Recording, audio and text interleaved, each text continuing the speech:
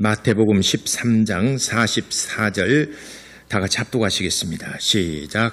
천국은 마치 밭에 감추인 보화와 같으니 사람 이를 발견한 후 숨겨두고 기뻐하며 돌아가서 자기의 소유를 다 팔아 그 밭을 사느니라. 아멘.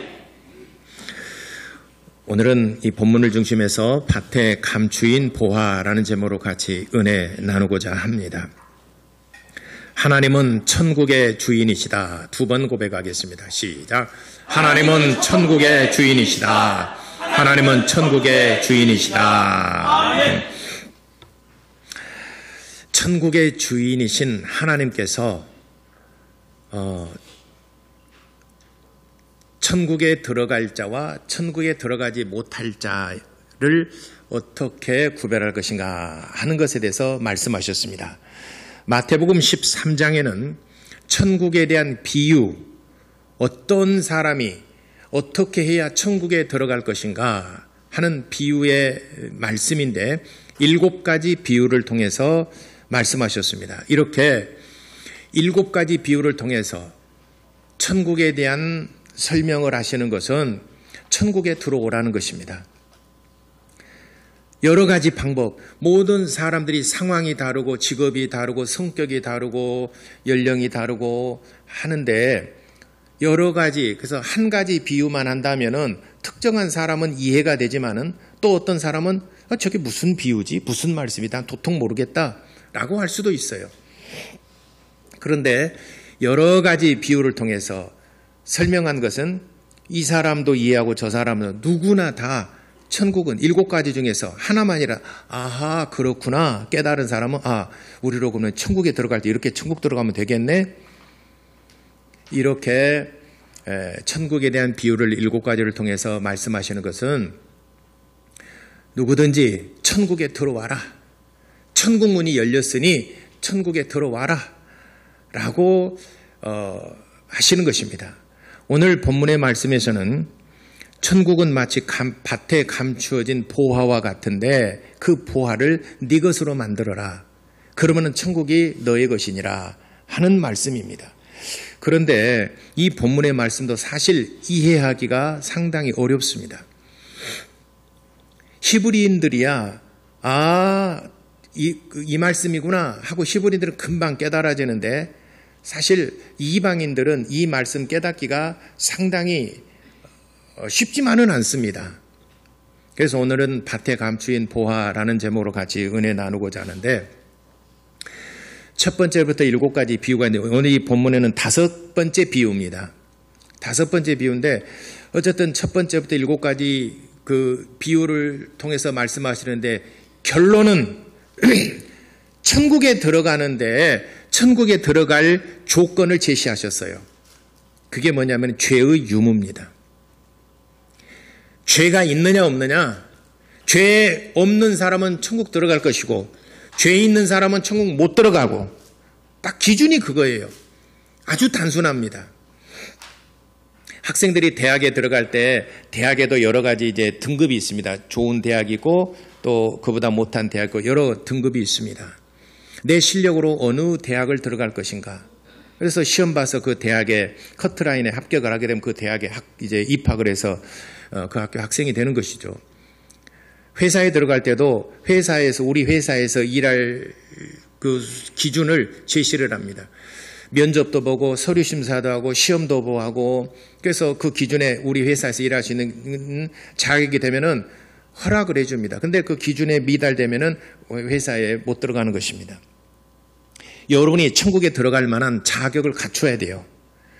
그래서 마태복음 13장에는 7가지 여러 가지 상황, 나이, 또 성격, 직업 여러 가지를 고려해서 7가지 여러 가지 비유를 통해서 말씀하십니다. 천국 들어와라.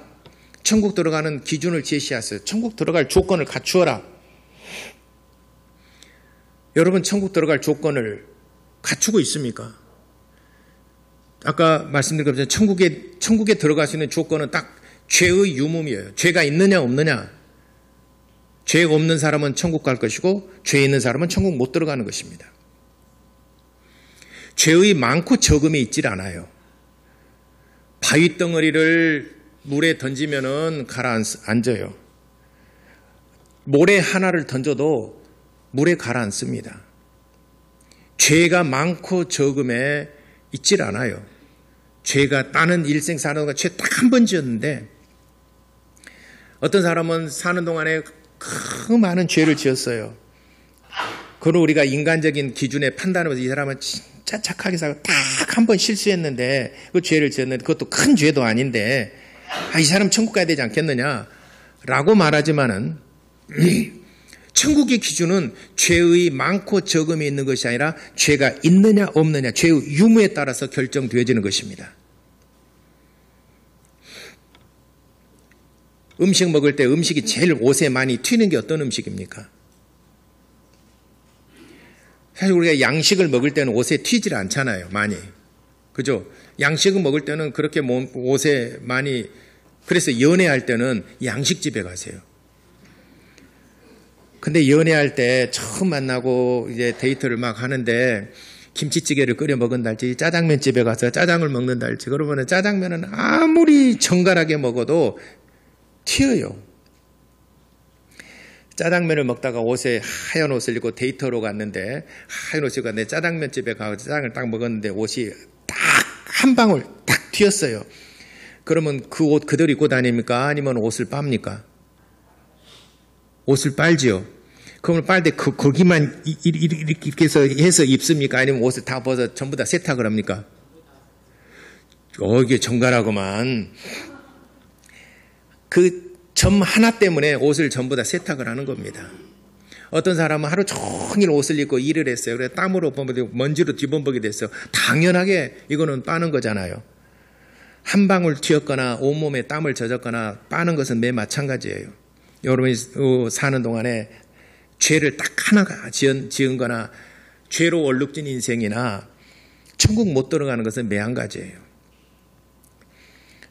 어차피 천국 못 들어갈 거 그러면 죄 짓고 살지. 그러나 죄를 많이 지면은 이 세상에 사는 동안에 삶의 형통함이 무너집니다. 우리 그리스도인도 마찬가지예요. 죄 짓고 회개하면 용서는 받지만 그러나 삶의 형통이 자꾸 무너집니다. 그래서 천국에 들어가는 기준이 죄의 유무에 있어요. 죄가 있느냐 없느냐. 죄가 많고 적음에 있질 않아요.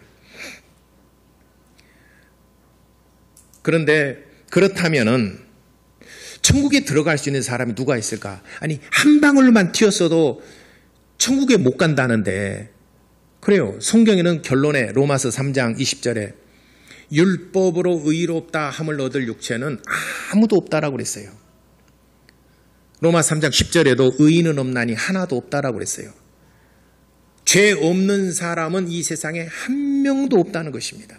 아멘. 여러분 그 신아십니까? 죄 없는 사람은 성경에도 그렇게 말했지만 성경이 아니더라도 우리가 우리의 삶을 가만 내 인생을 더듬어 보게 되면은 죄 없는 인생이 어디가 있습니까? 살아가면 살아갈수록 죄가 더 많이 쌓이지 죄가 없어지진 않아요. 제가 9시 중고등부 예배 때 설교하면서 한번 물어봤어요. 학생들한테. 중고등학교 학생들한테. 여러분들이 더 죄가 많아요? 아니면 목사님의 죄가 더 많을까요? 내가 물어봤어요. 학생들이 뭐라고 대답할게요? 학생들이 뭐라고 대답할게요? 학생들한테 물어봤어요. 이제 10대 학생들한테 물어봤어요. 여러분들의 죄가 더 많아요? 목사님 죄가 더 많아요? 내가 물어봤어요. 많을 것 같아요. 여러분들이 짐작해. 학생들이 뭐라고 대답했을 것 같아요? 목사님?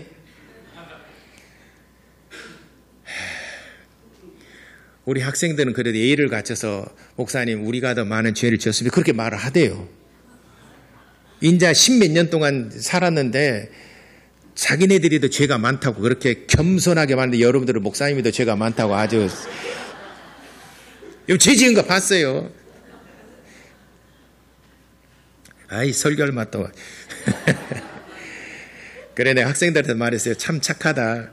그렇지만 여러분들은 희망사항이고 여러분들이 목사님을 대우해서 그렇게 말하지만은 내가 더 많은 죄를 지어서 나는 수십 년간을 지으면서 살면서 죄가 쌓이면 쌓이지 죄가 없어지진 않는다. 여러분도 죄를 쌓아가고 있는 중이고 나는 죄를 많이 쌓았고 그런데 하나님이 심판대에 서게 되면은 여러분들이나 나나 똑같이 죄를 가지고는 천국에 들어갈 수 없기 때문에 심판대에 서게 되는 것입니다. 그래서 하나님께서 우리 인생들을 보실 때 죄 없는 인생이 하나도 없어요. 그래서 아버지 품 안에서 독생하신 예수 그리스도를 세상에 보내주신 것입니다. 아멘. 예수 그리스도께서는 이 땅에 오셔서 죄가 하나만 있더라도, 죄가 많더라도, 죄로 얼룩된 인생이라 하더라도 모든 죄를 예수님께서 다 짊어지시고 십자가에 피 흘려 죽으심으로 우리의 죄를 용서해 주셨어요. 내가 형벌을 받을 것을 대신하여 예수님이 형벌을 받아주시고 우리를 자유케 하여 주신 분이십니다. 아멘. 그래서 예수님은 나의 구원자예요. 그래서 우리는 의인이 아니라 죄를 용서받은 의롭다 하심을 얻은 자들이에요. 아멘. 의인은 예수 그리스도 한 분뿐이십니다. 아멘. 우리는 죄에서 용서받은 자예요.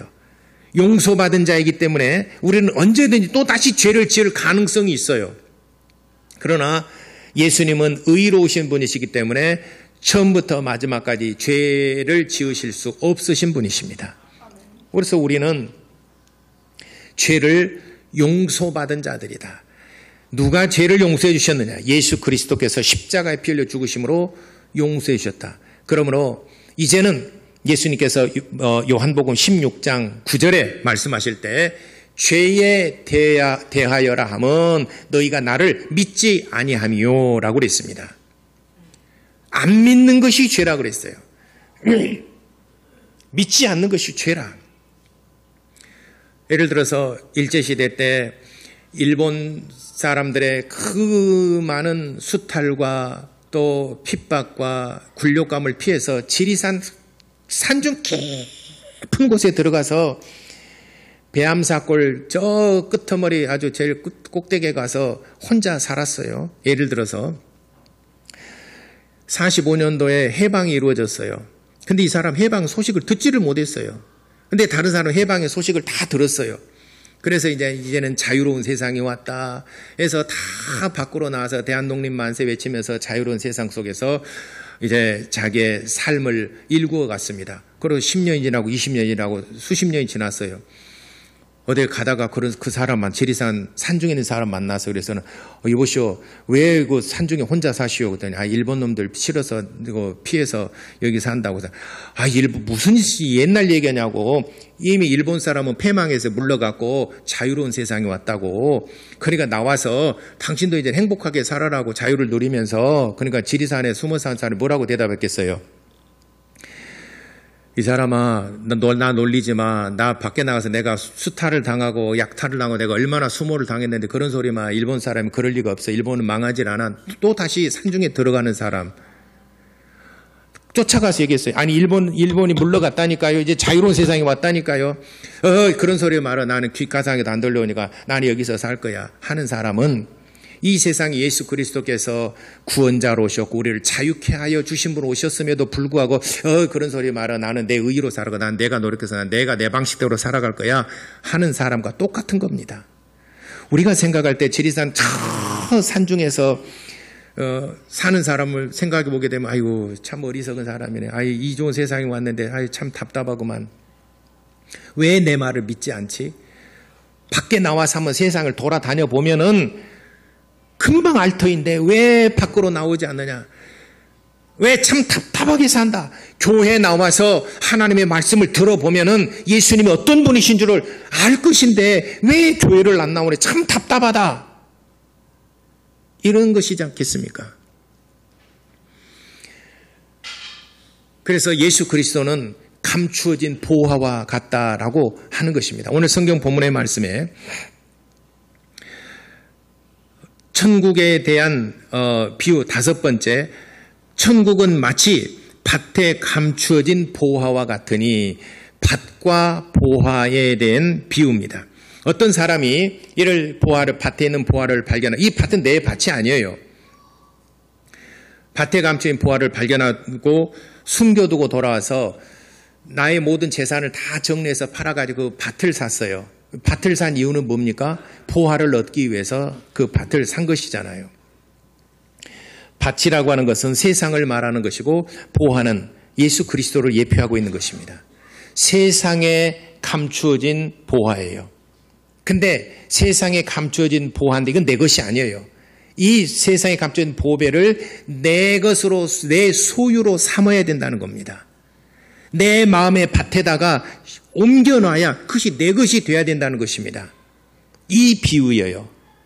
세상에 예수님께서 천국마치 밭에 감추어진 보화라 그러는데 세상의 밭에 감추어진 보배, 세상 사람들은 알지 못하지만 너는 그걸 알아봤구나. 그러면은 네 그 보화를 내 것으로 삼는 방법이 뭐냐? 밭을 사야 된다. 그래서 밭을 사는 이유가 뭐냐? 그 보화를 내 것으로 삼기 위해서.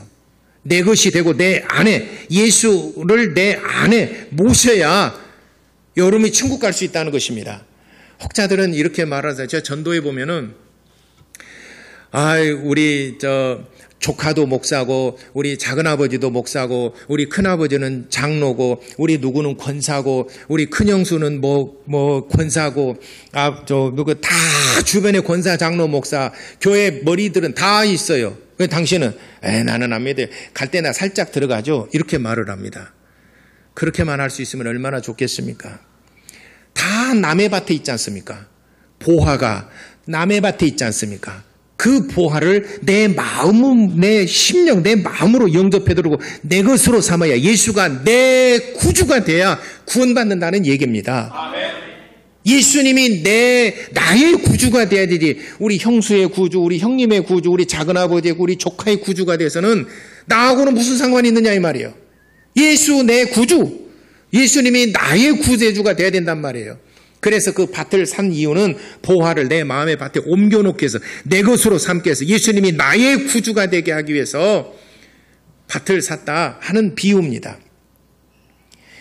근데 우리는 이 비유가 이렇게 하면 상당히 쉬운데, 히브리인들이, 당시 이 예수님의 설교를 들었던 히브리인들이, 유대인들이죠. 유대인들이 설교를 들을 때는 참 우리와는 상당히 다른 각도에서 듣습니다. 왜냐하면은 밭과 보화가 있어요. 당시에 재산을 축적하는 방법,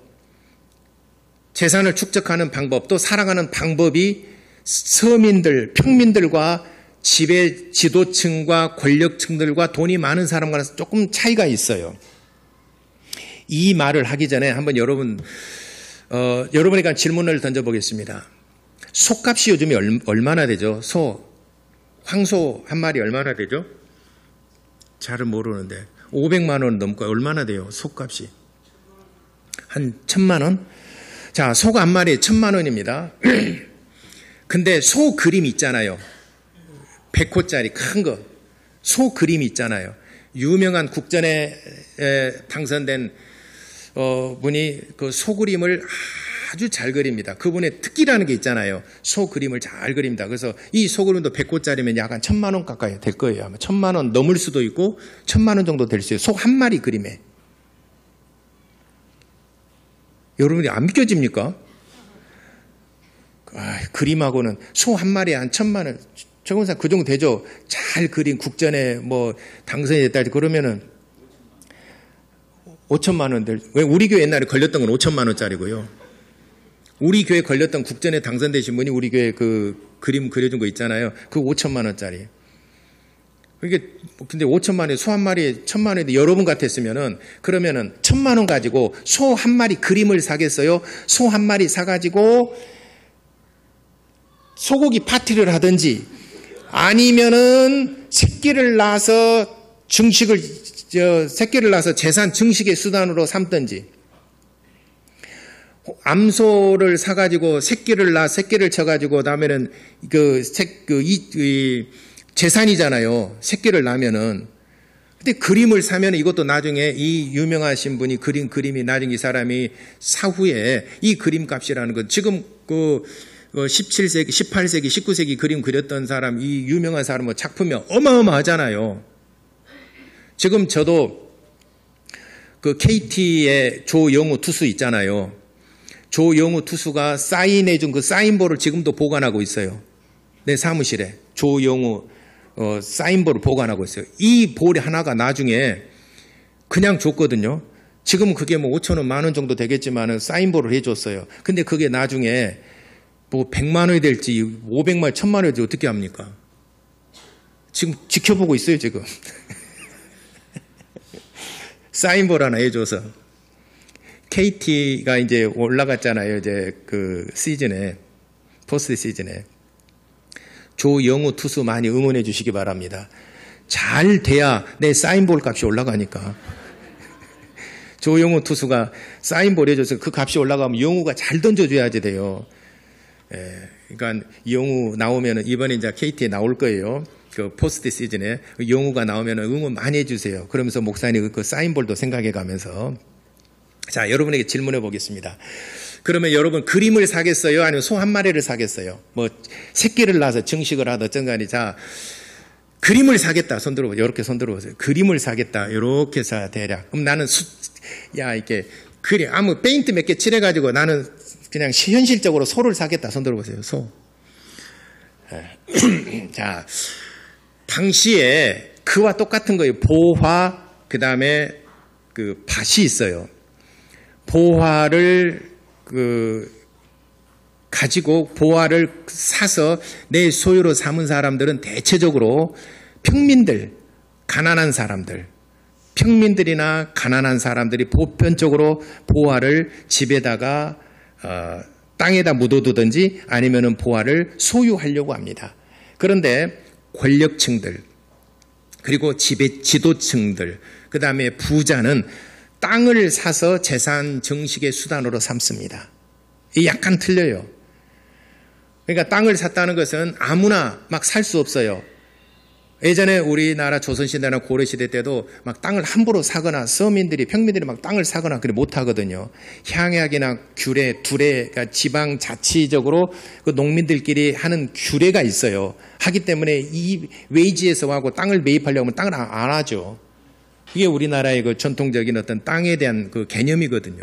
지금은 뭐 그렇지 않지만은 당시에 팔레스타인 지역에 예수님 당시에는 땅을 함부로 누가 서민 누가 땅을 산다면 당시 누군데 땅을 살려고 그래. 왜냐하면 그 질서, 그 공동체 질서를 무너뜨리기 때문에 땅을 함부로 팔거나 사고하지 못합니다. 근데 지배층이나 권력층이나 돈이 많은 사람들은 웃돈을 주든지 아니면 힘으로 하든지 그 땅을 매입을 할 수 있다는 것입니다.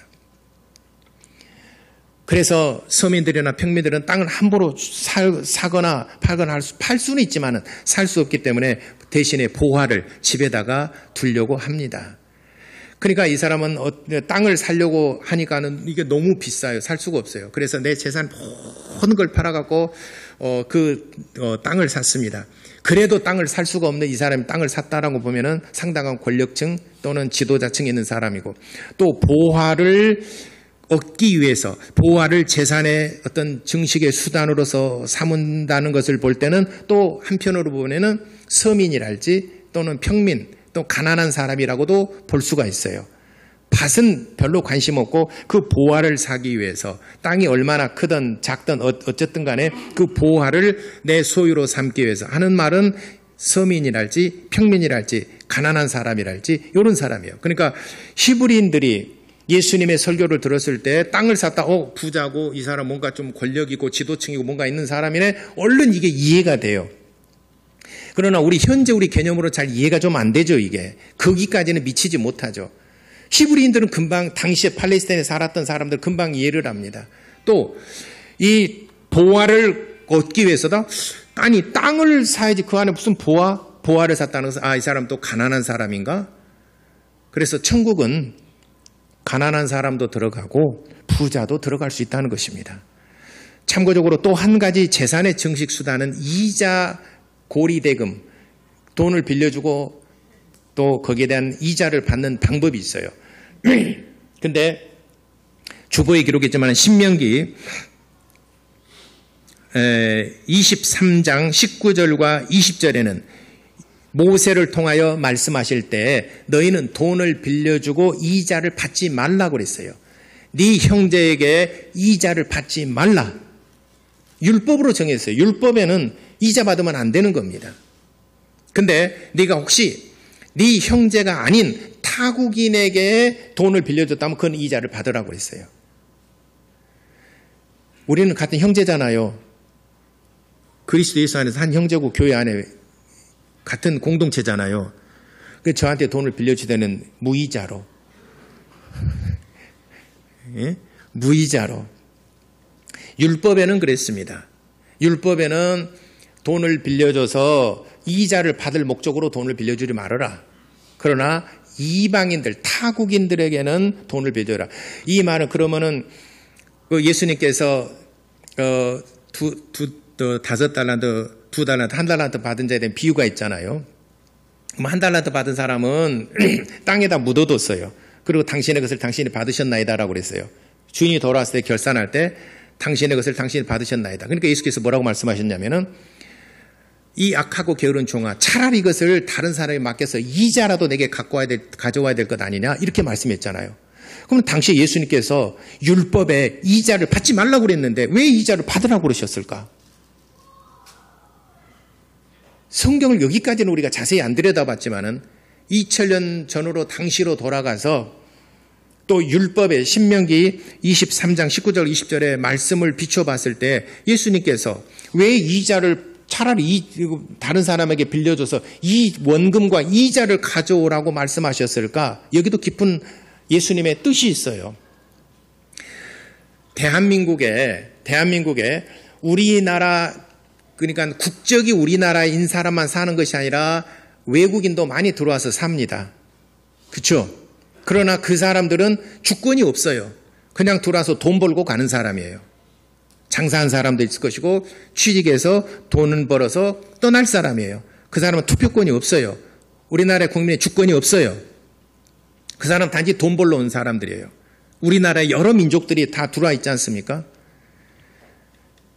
예수님 당시에도 그 유대 땅 지역에 유대인들만 사는 것이 아니라 장사하러 온 사람도 있고 잠시 머무른 나그네도 있고 여러 사람이 있어요. 돈 벌러 온 사람도 있고 여행 온 사람도 있고 많아요.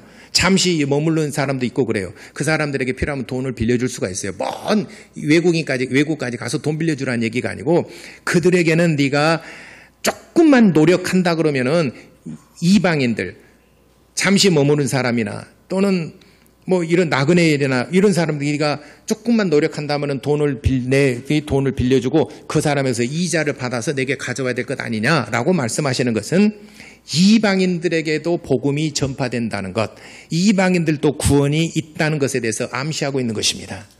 그러니까 구원은 이방인이나 가난한 사람이나 부자나 누구나 다 예수 그리스도, 세상에 감추어진 보배인 예수 그리스도를 내 것으로 삼고 내 안에 예수님 모시게 되면 누구나 다 구원받는다는 얘기입니다. 아멘. 예수님께서 그런 의미로 이자에 대한 비유를 말씀하셔요.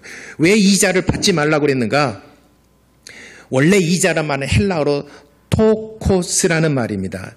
토코스, 헬라어로 토코스, T-O-K-O-S, 토코스란 말이에요. 이 헬라어의 토코스라는 말의 어원을 보면 새끼라는 말이에요. 새끼. 그래서 짐승이 새끼를 낳았어요. 그게 토코스예요. 그게 나중에 훗날 이자라는 개념으로 사용된 겁니다. 돈을 맡겼어요. 새끼를 낳았어요.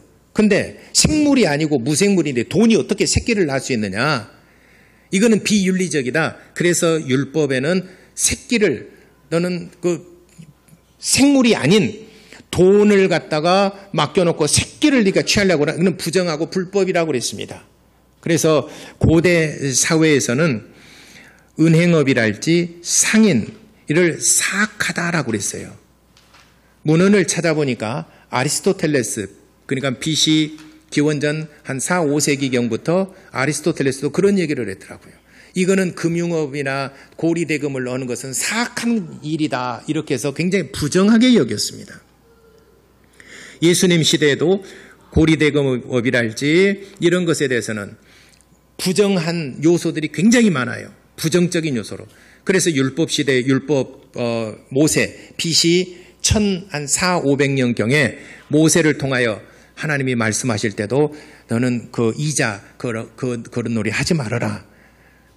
돈을 가지고 어떻게 돈이 새끼를 낳을 수 있느냐. 하지 말아라. 그래서 율법으로 이자를 받을 목적으로 돈을 빌려주지 말아라. 율법으로 신명기 23장 19절 20절에 말씀하시죠. 그러나 이방인들에게 타국인들에게는 이자를 받으라고 그랬어요. 그러면 요즘에 그러면 이자 은행과의 관계 속에서 그럼 우리가 돈을 버는데 이자로 그러면 어떻게 해야 됩니까? 시대가 많이 달라졌어요. 그때 당시에는 그런 비유를 썼다 하는 것입니다. 그래서 구원은 이방인이나 가난한 사람이나 평민이나 부자나 권력자나 누구나 다 오직 예수 그리스도를 내 안에 모시고 내 안에 영접하면은 구원을 받는다는 것입니다. 아멘. 내 모든 죄, 크든 작든 내 모든 죄를 예수 그리스도의 피로써 용서받고 우리가 구원받는다는 얘기입니다. 그러므로 밭에 감추어진 보화에 대한 그 비유를 천국 비유를 말씀하셨는데 우리는 단순하게 세상에 감추어진 예수 그리스도를 내 안에 모시게 되면 우리가 구원을 받는다. 아멘입니다. 그런데 히브리인들이 들을 때 이 설교는 밭을 어떻게 살 수 있으며 또 보화를 왜 그는 보화를 위해서 밭을 샀는가 굉장히 복잡해집니다. 그리고 이자에 대한 비유가 있잖아요. 우리 조상 모세를 통해서 분명히 이자를 받지 말라고 그랬는데 예수님께서 또 이자 얘기를 했거든요. 이게 또 무슨 일인가. 굉장히 이런 것들이 우리는 좀 생각 않고 들으면은 그냥 그렇게 했지만은 조금 생각해 보게 되면 복잡해진 구조이지만은 그러나 2000년 전 당시와 또 모세 시대 지금으로부터 3500년 당시 회상해 보게 되면은 예수께서 말씀하시는 것은 결론적으로 천국은 죄의 많고 적음이 있지 않고 죄가 있느냐 없느냐.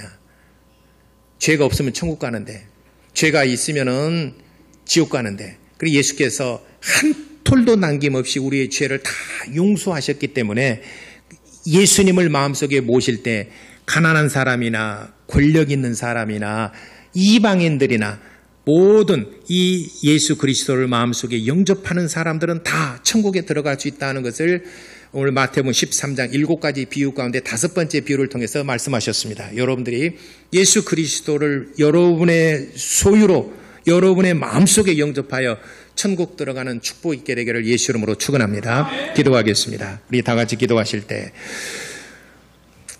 나와 내 가족들이 정말 예수 그리스도를 구주로 삼아 천국 들어갈 수 있는 믿음을 얻을 수 있도록 우리 다 같이 기도하시겠습니다.